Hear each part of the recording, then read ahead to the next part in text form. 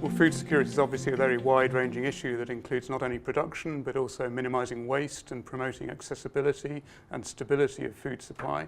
But clearly one of the components we need to deal with if we're going to feed a growing population is to increase the quantity of food that's produced. And if we're going to increase the quantity of food that's produced, that has the potential to have some quite serious environmental impacts. So to me, the main issue is about how we increase food production whilst minimising environmental degradation. Our experience over the last 50 or 60 years during this period we call the Green Revolution is that we can increase food production without a massive increase in land area. So for example, the increase in agricultural area over that period since about 1960 has been about 10% globally. In developing countries, maybe that's 20%, and in industrialised countries such as Western Europe, we're actually seeing a decline in agricultural land. But during this period, over the last 50 or 60 years, we have seen a massive increase in food production, which has shown that intensification is one tool that we can use. The problem is that intensification of agriculture obviously comes at quite often an environmental cost, so increased uses of pesticides, fertilisers, energy use and so on has an environmental impact. There have also been some social consequences in terms of loss of labour from rural areas because of mechanisation. And the final factor is that intensification isn't suited to certain areas of the world because of issues to do with access to credit, access to technology and access to markets.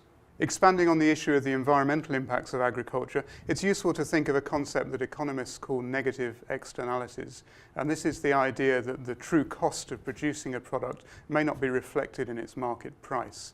So for example, if someone were to clear an area of forest high in a catchment, the landowner may well receive an economic benefit from the agricultural production that creates, but it may well have a negative economic impact further downstream as a result of soil erosion, maybe changes in water quality, and changes in the incidence of flooding. Intensive agriculture can lead to soil degradation, and clearly that may well influence the ability of future generations to produce food from the same area of land. An example closer to home in the UK, we're aware of the issues of overuse of nitrogen fertiliser and the problems that that can cause with contamination of drinking water sources with nitrates, leading to health problems. And clearly the water industry in developed countries is having to spend money extracting nitrates from water sources, and the ultimate source of that nitrogen is quite often agricultural inputs. So I guess the question is, can we expand agricultural production without impacting on natural ecosystems by converting them to agricultural land? Land is in short supply. We're losing land, particularly good agricultural land, to urbanisation in many parts of the world. I've already mentioned the problems with soil degradation and maybe losses in productivity as a result of that. And increasingly, particularly after the price spikes in agricultural commodities that took place back in 2007, 2008, we're seeing almost a global trade in land, such that certain countries are buying agricultural land in other parts of the world, or are buying the rights to produce on agricultural land in other parts of the world, in order to produce some stability in food supply for their own country.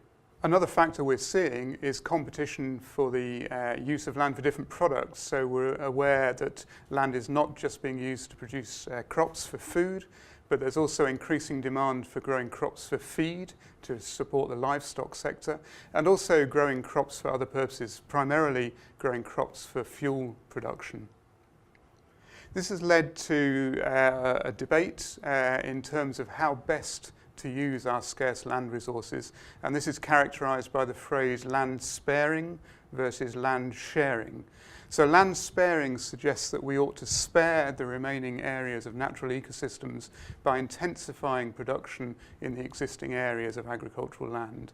Whereas land sharing supports the view that in order to conserve biodiversity and produce food, it's better to try and come up with agricultural systems that combine valuable elements of natural capital, particularly biodiversity, within the agricultural system. Now, these are quite big issues expressed over quite large spatial scales, so it's difficult to come up with good empirical evidence that says which approach is best.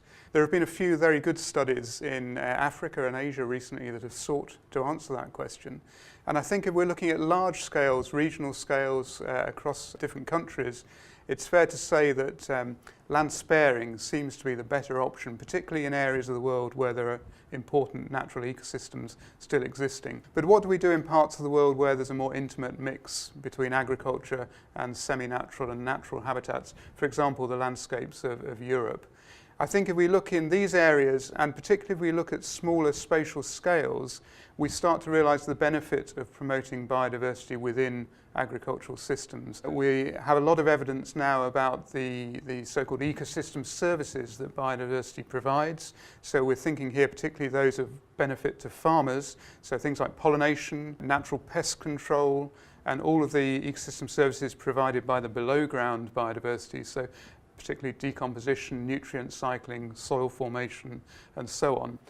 There's a clear set of evidence that suggests that promoting biodiversity within agricultural systems can lead to big benefits in terms of sustainability of farming systems. And there are a number of practices that farmers can use in order to promote biodiversity. These might be fairly simple things to do with how they manage their soil, whether they use organic amendments or manures, and what they do around the edges of their fields, or the particular combinations of crops that they grow together within the field. I guess we have a big job to do in terms of communicating that message, in terms of extension work, and in building trust amongst the farmers that changes to management practice implemented in year 1 may well lead to benefits in their production and their yields in years 5 and 10 and 15.